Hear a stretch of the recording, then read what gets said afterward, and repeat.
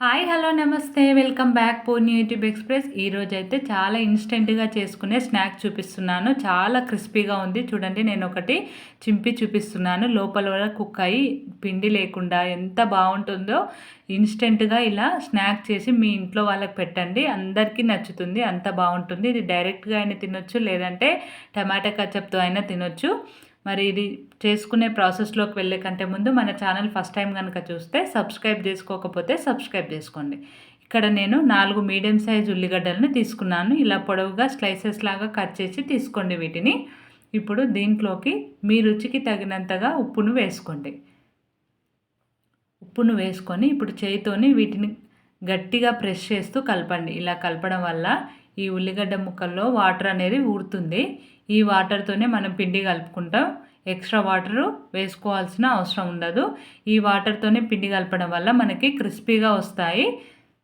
చూడండి, వాటర్ బాగా ఊరుతుంది కదా. ఇప్పుడు నేను ఒకసారి దీన్ని పిండి చూపిస్తాను. చూడండి, వాటర్ అనేది ఎలా ఊరిందో చూడండి. ఇలా రావాలి వాటరు. ఇలా వచ్చేంత వరకు బాగా ప్రెస్ చేస్తూ కలుపుకోండి. ఇలా వచ్చాక ఇప్పుడు ఇందులోకి ఒక రెబ్బ కరివేపాకుని ఇలా చిన్న ముక్కలుగా కట్ చేసుకొని వేసుకోండి. అలాగే ఇందులోకి 1 ఇంచు అల్లం ముక్కని ఇలా ముక్కలుగా కట్ చేసుకొని వేసుకోండి. అలాగే ఇందులోకి 2 పచ్చిమిర్చిని ఇలా ముక్కలుగా కట్ చేసుకొని వేసుకోండి. ఇందులోకి 1 టేబుల్ స్పూన్ కారాన్ని వేసుకోండి. కారం మీకు తగినట్టుగా వేసుకొని మొత్తం ఒకసారి ఇలా కలిసేలా బాగా కలపండి. ఇలా కలుపుకుంటే ఈ నీళ్ళే చూడండి, మనకు పిండి కలపడానికి ఈ నీళ్ళే సరిపోతాయి.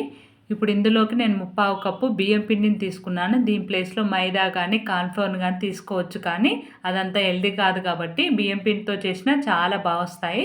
ఇప్పుడు పిండిని కొద్ది కొద్దిగా వేసుకుంటూ కలపండి. అంతా ఒకేసారి వేయకండి.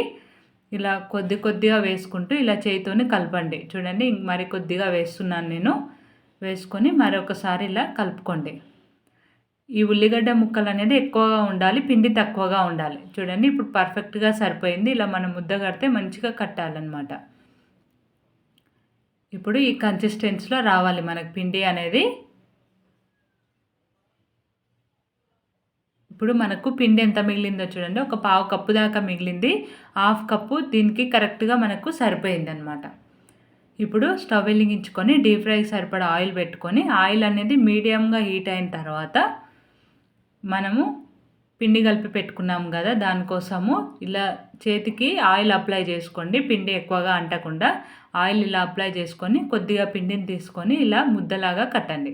ఇలా ముద్దలాగా కట్టి దీన్ని ఇప్పుడు వడలాగా ప్రెస్ చేయండి.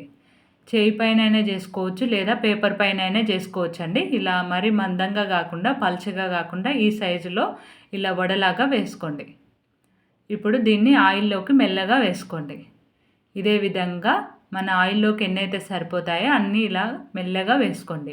వేసుకొని స్టవ్ని మీడియం ఫ్లేమ్లోనే పెట్టుకొని ఒక 2 నిమిషాల తర్వాత వీటిని కదిలించండి. ఎంబడే కదిలిస్తే చినిగిపోతాయి.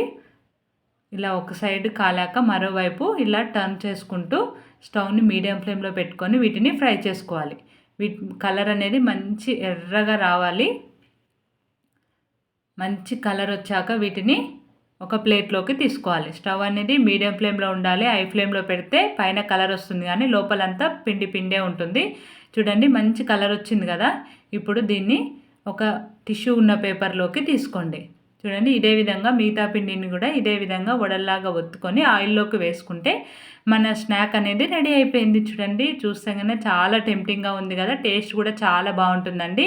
ఇది డైరెక్ట్గా కానీ టమాటా కచప్తో కానీ దేంతో తిన్నా చాలా బాగుంటుంది. ఒకసారి మీరు కూడా ట్రై చేసి ఎలా వచ్చిందో నాకు కామెంట్ చేయండి. ఈ వీడియో కనుక మీకు నచ్చినట్టయితే లైక్ చేసి షేర్ చేసి సబ్స్క్రైబ్ చేయడం మర్చిపోకండి. Thanks for watching. Bye bye.